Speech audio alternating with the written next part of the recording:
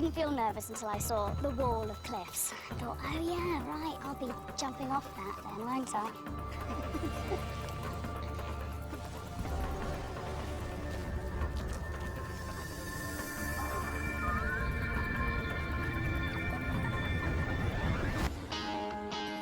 Cook, and I love freaks.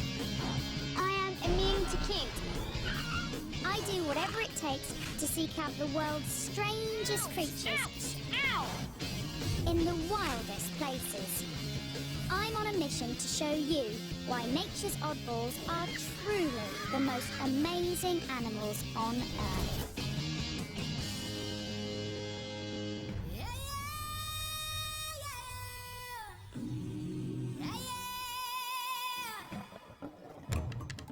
Every year, 8 million tourists flock to South Africa to catch a glimpse of the animal world's superstars. The so-called Big Five. But I don't see why they should get all the attention. So I'm here to seek out the ugly, the weird, and the overlooked. My very own Odd Five. They're animals so bizarre that their strange looks and habits are getting them into trouble. Yet their freaky stories are rarely heard. Maybe that's because they've got some rather challenging personal habits.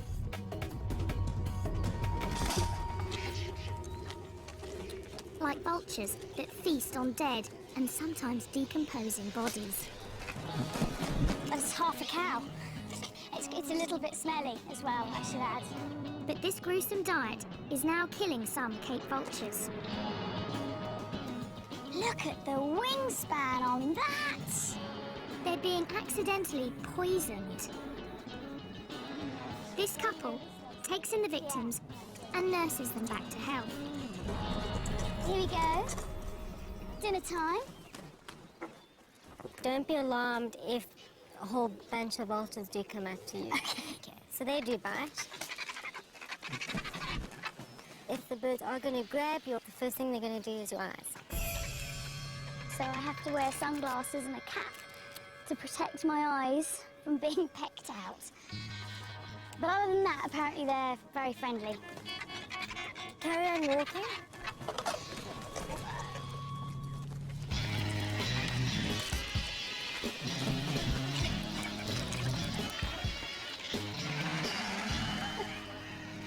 I love all the argy-bargy. Hissing and strutting and posturing. Just careful, careful. Just had a finger. That is not for tea. Ayla over there, her speciality is to go in and quickly grab the liver. She loves the liver. Really? Just like Hannibal Lecter?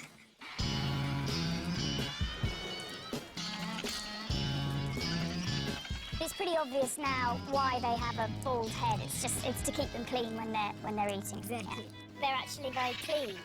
They are. Every time they eat, they go and bath afterwards. They're a bunch of neat freaks, and they make life safer for everyone else. There could be anthrax, botulism, all sorts of nasties in that carcass. They don't get sick because they've got such an acidic stomach that their poo is a disinfectant. Theoretically, you could eat after a vulture's popped on your hand. Not quite sure I'll do it. You've got to practice what you preach. You can't go around telling everybody they can use vulture poo as disinfectant and not have tried it yourself. That's a theory. The bird's stomach acid counteracts natural poisons, but not man-made ones. And that's the problem for many of these birds. A lot of farmers lace carcasses with poison in the hope of getting rid of problem animals like jackals or caracals or cheetahs. And vultures are the ones that end up locating the carcass. Now, after 8 months of rehab, 2 lucky birds are ready to return to the wild. We're going to go and try and catch a vulture.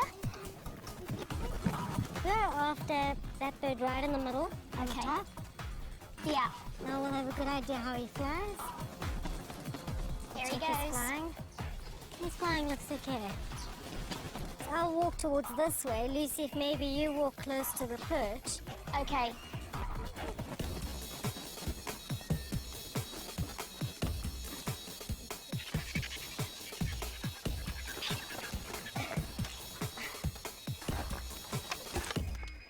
Well, he's quite a small guy. Do you want to try and grab him? All right. From that way. That's okay. it, yeah. And the most important part is not to let go of the head. That's the number one. Number one, don't let go of the head. They're very wriggly, so just... Very wriggly. Okay, I've got hold of it. Wow, it is wriggly, isn't it? Hold Whoa, her. it's so wriggly. Yeah. Okay, hold her.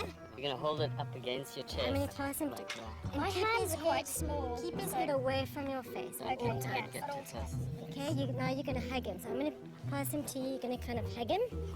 Okay, you okay there? Yeah, just. Whoa, he's strong. Okay. Have vulture will travel.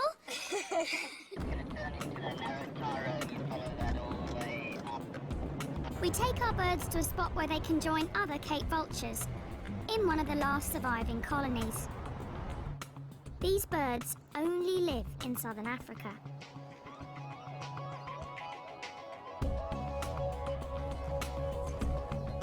Let's give these birds their freedom then. Cool.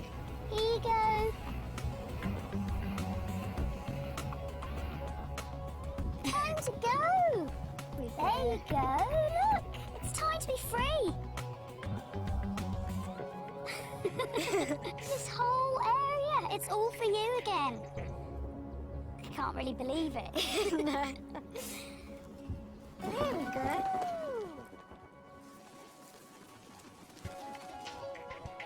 Straight off and heading for home.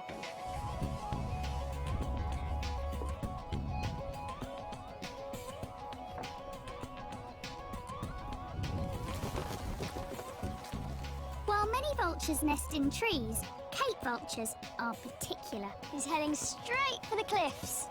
They only nest on high cliffs like these.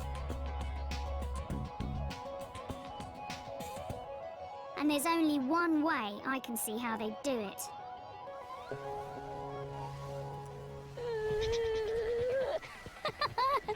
I'm a little bit nervous. I didn't feel nervous until I saw the wall of cliffs. I thought, oh yeah, right, I'll be jumping off that then, won't I? Just about to jump off a cliff. What you get me into? That's Phil, my intrepid producer. Whoopah! Whoa! Oh my word! Oh my god!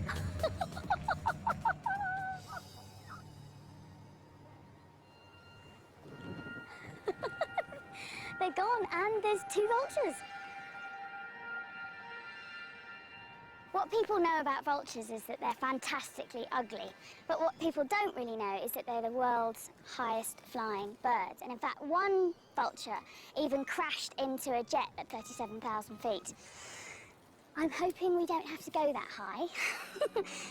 We won't be going that high, will we? No, not today. You promise? Okay. Paragliding reveals how surprisingly curious and social the vultures are. You can see the birds coming out and joining them already. Oh, wow!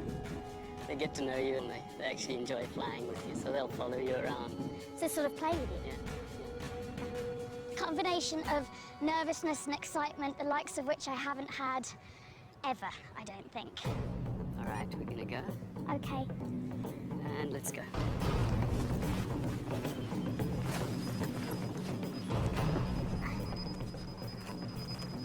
All right, and rotate. Come on. Yeah.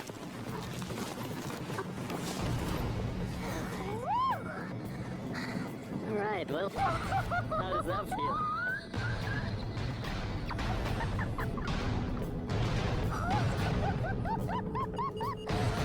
My knuckles are white. It's incredible though. And there are the vultures. Oh my word. Wow, they are all around us.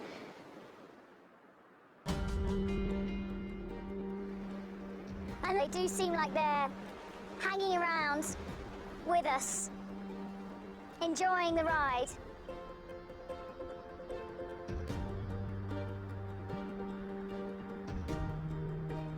This is how you should see them to appreciate their beauty. And their extraordinary skills. So this is the perfect introduction to South Africa. South Africa is made up of all sorts of different micro-terrains, each with their own peculiar creatures. These cliffs are one of those unique hotspots. I can see right over the cliff where they're nesting now. 25% of the world's Cape vultures are nesting in these cliffs. Vultures are paying a high price for their taste for dead flesh. And now, even their keen eyesight is getting them in trouble. A threat I want to know more about. There's a big muti market here. Muti is traditional medicine. And apparently, vultures are a popular ingredient. There's everything here, actually. There's a lot of herbs and plants, and then just a lot of unidentifiable bits of animal. Oh, this is a big snake. Python. It's a python. Is that a cheetah or a leopard? Here you've got a whole baboon. That's what. You've got a lot of stuff, haven't you? Yeah, there are lots of stuff.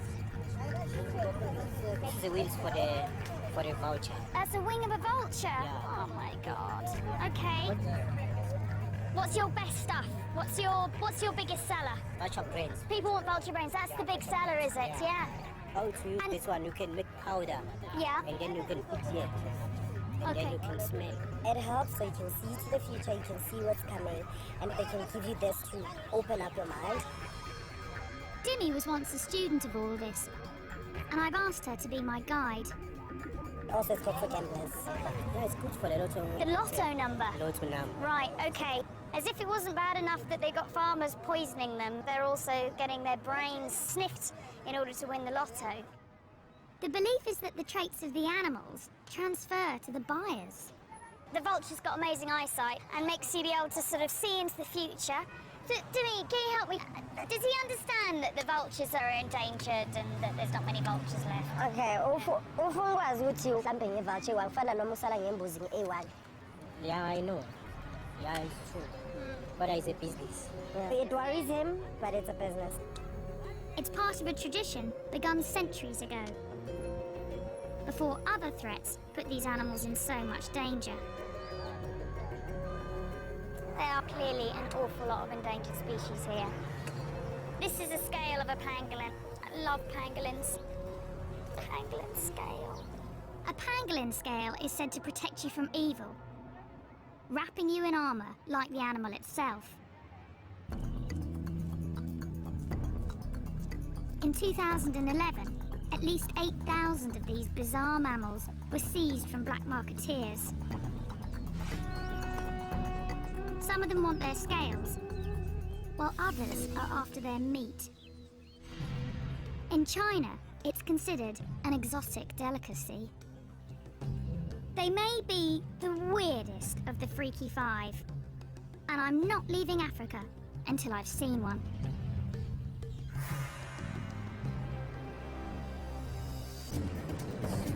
Finding a pangolin is turning out to be a real challenge. So I've been kidnapped by Louise Joubert. She's got my favourite animal. She's a pangolin. She's a funny little scaly anteater with a very, very long tongue and a very smelly bottom.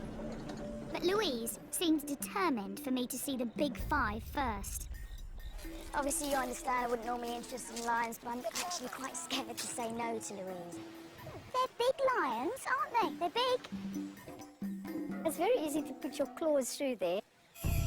Louise rescues and rehabilitates animals and then sets them free.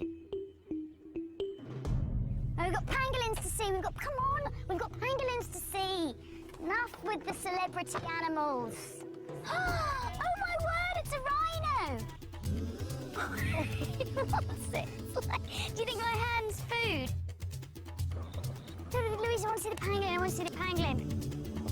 Take me to the pangolin, please. wild dogs. What do you think, Munchkin, eh? What do you want? Do you want to go and join them? Do you want to go back to nature? No, definitely. Slightly mad place, really, isn't it? Louise has an amazing success rate. She's saved 4,500 creatures since 1993. Slightly nervous as to what's going to be inside. This is a very strange house. We've got funny little animals. And in this bedroom, we've got a load of ostrich chicks.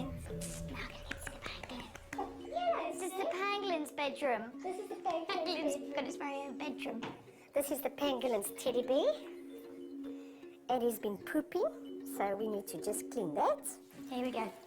Sid, you stink. I could camp out in the African bush for months and never see a pangolin.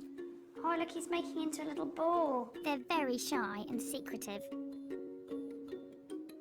Sid, it's so fantastic to meet you. I've heard so much about you, and I have been desperate to meet you. Oh, he's so strange. His funny little ears. They've got very poor eyesight, apparently, but they've got a very keen sense of smell. And he's like a little pine cone, aren't you, Sid? Sid and his mother were seized from poachers. The mother showed signs of stress, and Louise released her. Now she is Sid's mum, and has to make sure he learns to survive in the wild. We're on our way to go and find some termite mounds, because Sid needs to learn to eat termites. He's an anteater, termite eater. You reckon this is a good one?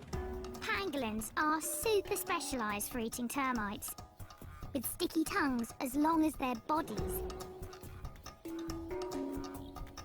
and claws that can dig through concrete. Those termite mounds are really hard, so you can see why he needs to have these really big digging claws. We might have termites in there. Yes. Oh, am I doing this right? Yes, there's the first termites coming out. There's one there. Oh, come on, yeah. I know you don't want to be eating his breakfast. Okay, let's try the termite, Sid.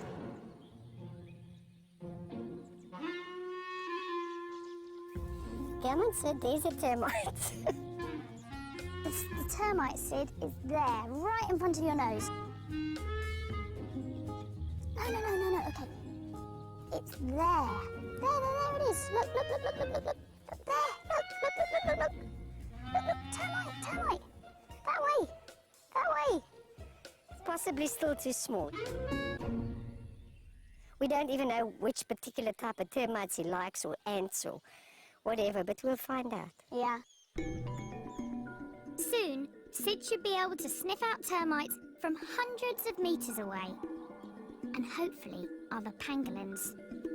They communicate to each other by leaving scents from a gland in their bottom. And that's how that smells very bad to humans, but it probably smells fantastic to other pangolins.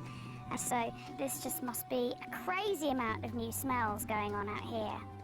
See how he can curl like that into a ball? That's their defense, is that he can curl right up like that. It's the perfect time for Sid to start hunting for termites. They're emerging from their underground hideouts because the rainy season is starting. Look at that! Big storm! But I'm afraid the weather will send the next of the Freaky Five running for cover. That's that pre-storm wind, here it comes. It's been so hot all day. And now this wind started up, and that always means, yeah, I can start to feel it now. Suddenly the temperature has just dropped. I might go inside the car, actually. And now there's a hailstorm. Even the weather's odd. And it's going to make finding the crazy lizard I need to see next a little bit insane.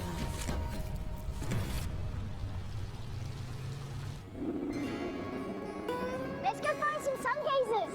We've travelled in search. This show was created for you and your family to watch together.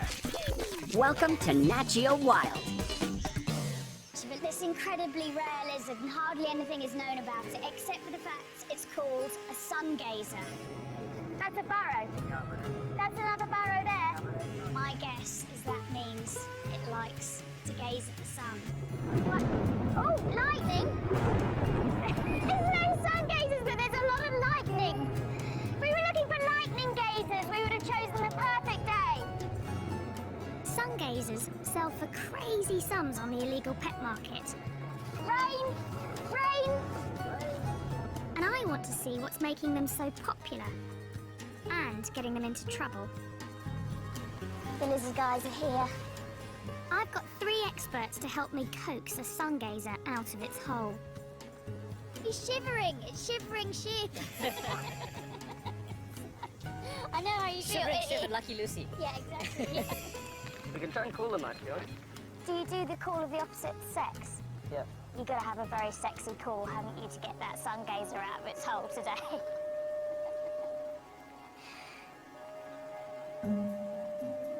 What's going on? No way!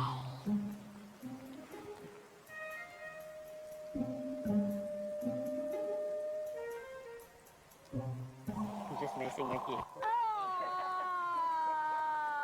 I was all excited. I did think it was weird. I was thinking to myself, they really make that noise? I'm thinking, well, I don't know, I'm in South Africa, I've never been here before. It's like anything could happen, but... Luckily, the lizard men have some they're studying that they want to release. In this bag, the Holy Grail, the famous sun gazer lizard. Wow, he's cool. Look, he's so thorny. She. Look at her. These sharp spikes help make the sun gazer a hit in the pet trade. They're there for protection. These spines, these are the occipital spines, and these are what they stick into the roof of their burrows, so they can't be dislodged. I see, so their defense is to sit in the burrow with the head down, the tail sticking out, and then if a meerkat or something comes along and tries to yank one out, these spines around the head yank on, and then they can't pull them out. The burrow's also for defense, and we want to return this girl to hers. There it is. This one's a really nice hole. I would like to live in there. Would you? No, look at it. I mean, it's got a nice runway. It's well furnished. Not too long grass. What, 2 bathrooms? These guys want to learn as much as they can, because no one knows how many are left in the wild. This lizard is only found in this tiny area, isn't it? They're found only in the South African highlands. They're very rare. They look incredibly fierce, but they're really very passive and easy to handle. It's a recipe that some exotic pet owners can't resist. Look at these spines and look at these spikes. They're like living dragons, really. There's nothing else that looks like this. Apart from you this morning when you turned up with your hair, actually. You looked quite like you'd styled yourself like a sun gazer. You know, you say owners start looking like their pets. Then you start looking like your study animal. Yeah. Okay, well listen, madam, you're going to go off and you're going to find yourself a boyfriend and make lots of little baby lizards. Go! On your marks, get set, go! Go on, girl. Go on. Yeah. You like lizards quite a lot though, don't you, Shiv? Very much. Yeah, because I've seen your earring. Bit of a giveaway. Yeah. When you get into a project like this, you want to be the savior, kind of. I think you'll be the saviour of the lizard. Well, I hope so.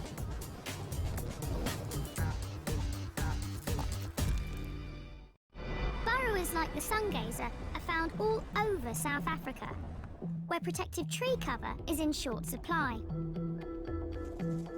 There's the aardvark, an anteater with the snout of a pig, the ears of a rabbit, and the tail of a kangaroo. They can weigh as much as a human. Aardvark burrows are often taken over by the honey badger. But the honey badger doesn't give a damn. He's such a badass. But for one of South Africa's oddballs, its protective burrow is turning into its tomb. You won't believe what I'm going to do. I'm going to go and rehouse a spider. We need that. You need a big knife. We need a big knife. This is Donald. Donald Stridham. And Donald's the patron saint of this spider. We're going to do some aggressive research. Aggressive research. We're going to need the relevant equipment here. Donald served in the South African Army and is ruthlessly efficient. You don't want to leave anything behind. You don't want to leave anything behind, no. It's stuck in the bush somewhere. The spider we're after is known as a tarantula in most of the world. Here, it's called a baboon spider. We have water containers, yes, check. Let's take some weather monitoring equipment. Do you need gloves? We We need to get camera, GPS. We don't need gloves. Okay. spider safari. Yeah. So these spiders, they only really live in this area around here. About 150-kilometer radius from where we are now. And that's it. The only place in the world that you find this spider. That's the problem. Throughout southern Africa, tiny areas are home to unique animals found there and nowhere else in the world. Like the sun gazer, the Cape vulture, and the golden brown baboon spider. Unfortunately, the spider likes a kind of soil also popular with home builders, and it refuses to move, even when the bulldozers come. It's going to tuck down right under there, panic, and as soon as they cover it over, slow, terrible death. So we absolutely need to move it. So this is an emergency situation. Yeah, this is one. So that's where the spider is. Now, golden brown baboon spiders need very special attention. They're very finicky, and we have to be finicky too. So the technique of capturing the spider is not to make too much disturbance so that we don't spook the spider. The first step is to lure this very sensitive spider out of its hole. Now, Donald has thought this through and has developed a special method, hasn't he? Which involves faking a rainstorm. Here comes our rainstorm. You've got to make thunder sounds, eh? That's it, perfect. Just carry on like that. Kay's coming out. She's coming. She's coming. There we go. You're doing such a good job. So there she is. South Africa's fussy freak emerges. Okay, so Donald's actually blocking its entrance with the knife so that it's now trapped in its porch, basically. That's probably about a 15-year-old spider. 15-year-old spider, who knew? In 15 years, she hasn't really left that burrow. Wow, okay, so this is a big moment for this spider. Try and get this with my camera. You've got to be so gentle with them. The hair is covering the body. Every about 20th hair is a sensory hair, so they touch things and feel things with that hair. There we go. Beautiful. She's lovely. Wow.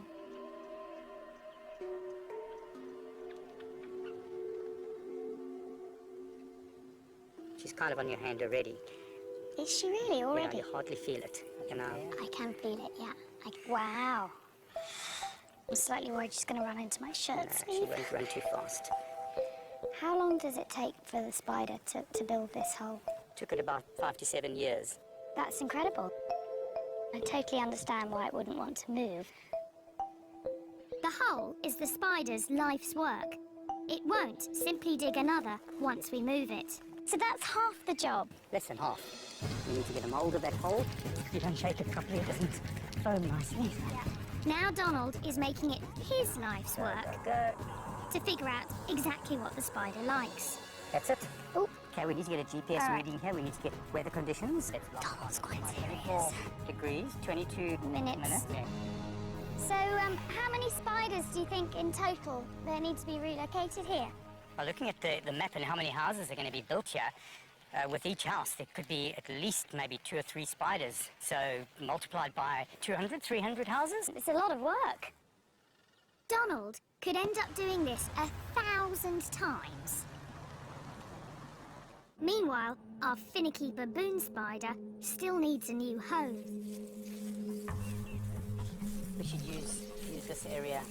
This is our spider's home. This is what was underneath. And And we're going to start making a hole for her in the hope that she'll continue and make the rest of the boot. Yep, exactly. Okay, so what direction? We were 24. What do you say about that spot? Donald has learnt to be as fussy as a spider, having to try and rehouse. How many have you tried? And I hate to say failed, but I mean it's... Probably about close to 50 that we've worked with. 50, yeah. 50. Of the 50 spiders, just one has accepted its new home. Right. We have a whole bunch here that we have in captivity. They're all waiting for homes until we find what the recipe is. And you've got to be very careful about what you're doing here, ma'am. Really? Lucy, yeah, you're doing? scraping the hole wider and wider. That's no good. You see what you've done there? Oh, You've messed it. I have... Oh my God, I've ruined it. So I have to start a new hole. Okay, now look what I'm doing. The spoon has been taken away from me and handed back to the master. There's only one master. That's the master. Such love. Would you like to do the honors? I would love to do the honours. So I'll just put it straight into your hand. Okay. She is a really beautiful spider, actually. Okay, so I'll try her face first. Oh, let's see if she accepts it. New home. Does it just realise there's something there? There's something there. So we can just guide her. We'll have to guide her because it's not her home. Is she going to Go accept into it? your hole. Hey, she's accepting it. Well done. Excellent. So cool. I'm so happy. If all goes well, she'll be here for another decade, where her reclusive life won't get her into any trouble. Well, only another 999 to go. I'm betting Donald will move every single one.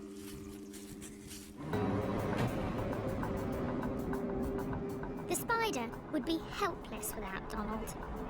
But the last freaks on my safari help each other. And they're paying a steep price for it. They're bold creatures, far stronger and more agile than humans, with fangs longer than a leopard's.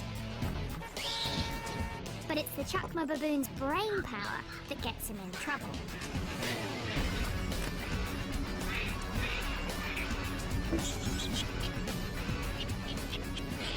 They can work together in raiding parties of as many as 100.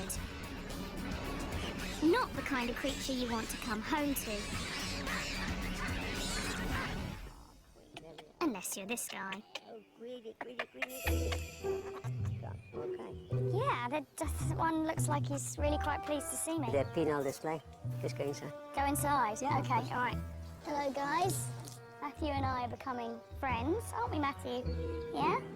You like what you see? When baboons clash with humans, Bob rescues them. You are a naughty baboon. Yeah, you are a naughty baboon. Yeah. I've only just met Bob, but he seems to be half baboon himself. I've been prepped on. Oh, God. Once you're back home, you're gonna miss the smell. Really? Do you know what, Bob? I struggle to believe that. So where did these babies come from? Matthew had been saved from a tribal medicinal trade. Others were orphaned when their mothers were shot. They've had a narrow escape, haven't they? Today, many of Bob's baboons are supposed to go back to the wild. But it's something he's never tried to do before. I'm going to help relocate almost 20 baboons. It's an event Bob has worked towards for decades, as he's learned to forge rescued animals into one cohesive troop. It's a massive day for Bob today. Like a sort of baboon wizard, he's collected a group of unloved baboons that have all come from different horrific situations and rehabilitated them here. And today's the day that we're going to dart them and move them to their new enclosure. It's the final step before these exceptionally smart animals are released for good.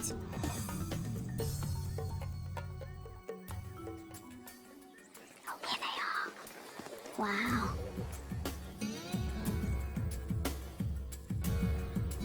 Look at these eyebrows now.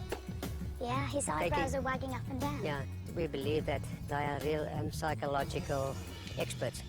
Make eye contact and they can read your soul. Scary prospect.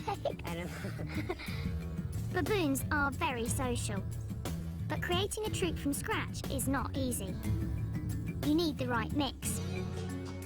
After years of trial and error, Bob's finally found it. Just recently, this group has come together to raise their newest member. there she is now there. You can see her there with a baby. You can see Daisy with Yeah. the baby, yeah. When she came in, she was exactly the size of a baby. No, Yes. really. Yeah, now she's going to be, I want to cry. I was going to say, Paul. She's going to be released now with her own baby. Oh, that's amazing. It's going to be an intense day. Now we have to outsmart them. Easier said than done. Know that they're very intelligent. They will know quickly what we're up to. And you must be alert. They are potentially very dangerous animals. Okay. I feel quite nervous, actually, because these are big animals. We don't want things to go wrong. First, we lure the animals into a smaller enclosure to sedate them. It's great. It's great. Is he going to go in? Looks like a shoulder. He's gone in. One of the lead males that we really wanted to get into the cage early on. We've got him in the cage. Then we get Daisy and the baby. Come on, two more, just two more. Two. Okay. There you go. Got it? Yeah. Right. We've managed to get eight. You got 8.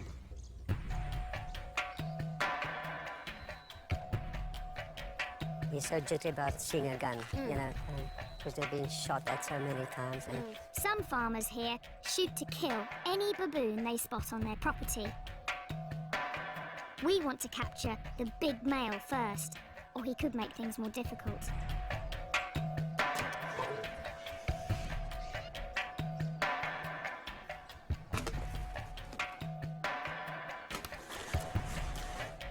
It's really tense. go for it.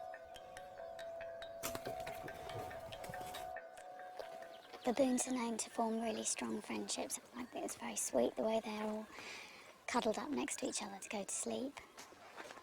Okay, so now they're under. It's safe for us to go in.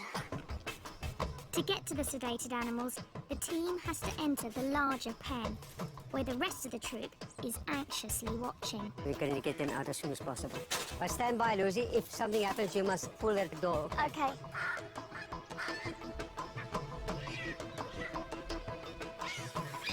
Hear that?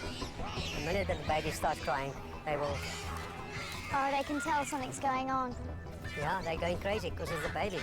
Now with the baby making the sounds, then we must take them out immediately. I've got it, yeah, okay.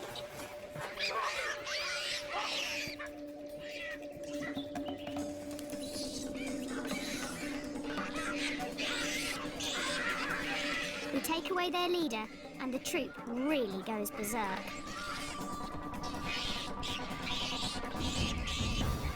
Once strangers, these baboons will now do anything to protect one another.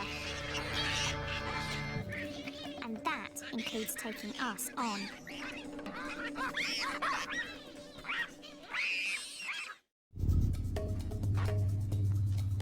It takes half a day, but we manage to sedate the troop.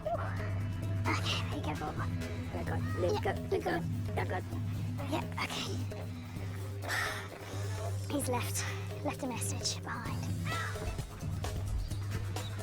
Okay. Each gets a thorough medical checkup to make sure it's healthy enough to survive in the wild. It's a lot softer than you'd expect, given that they walk on their hands all day long. Baboons have evolved to forage on the ground because of southern Africa's lack of forest. Some think that's also why they have such huge canines, to fend off predators. Whoa, look at that. This is for the canine. You feel the back part of it here. I will set. I can feel that. Behind that tooth is razor sharp.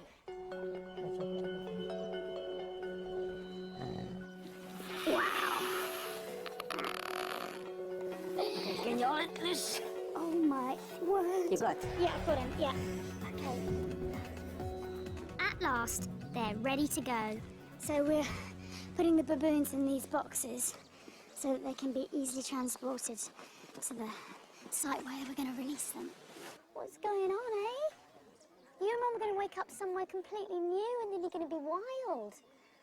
You're going to grow up to be a wild baboon. Yeah, that is. Okay, there we are. Right. Well done. First stage. All good. Bob has found the baboons a home on a nature reserve 80 kilometres from the nearest town. This is the new home. Have you chosen baboon heaven? Absolutely. This is the ultimate baboon habitat. Yeah. We need to make sure the baboons will stay together. So we'll first release them into a temporary electrified enclosure.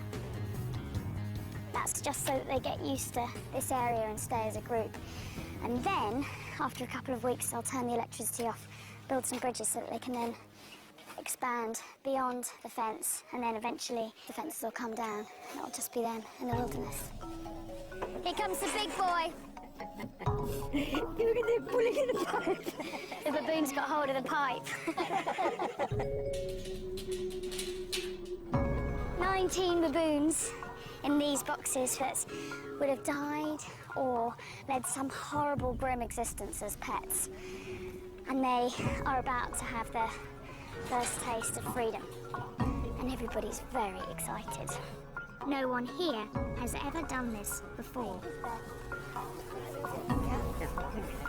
We've got Daisy and the baby in here, and they're going to go in first. Are you guys ready? Yeah. Here comes Daisy, guys. Here comes Daisy. Whoa, there she goes. They're kind of looking around like, what the hell happened there? 3, 2, 1.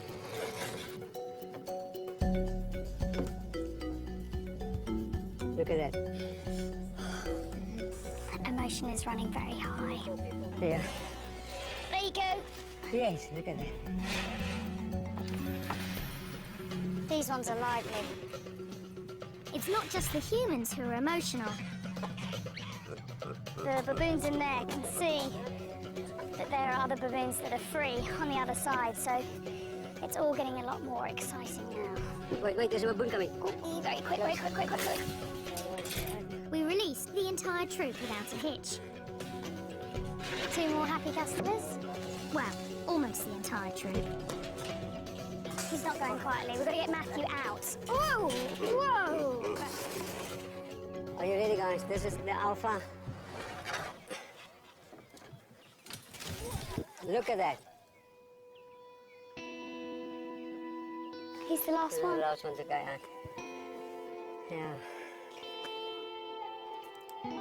Look at that side, Lucy. Look at that. They are all happy. They're really happy, All aren't the they? talking going on there. It's like the first step into the big world. Yeah. A new world for them, a new experience and freedom. Everybody thinks their society is based on aggression, but it just isn't, is it? It's not. It's about care. This is a group of animals that come from as far as 1,000 kilometres away from each other, and yet they form this incredibly tight family group now, and they'll do anything to protect each other.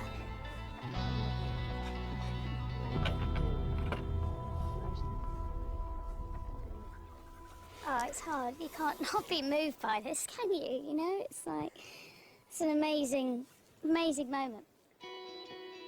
To survive in the bush, these baboons will need every bit of their extraordinary ingenuity. But here, they'll be far away from the human influence that turns their strange asset into a liability. Like the rest of South Africa's Freaky Five, their oddness works in this wilderness.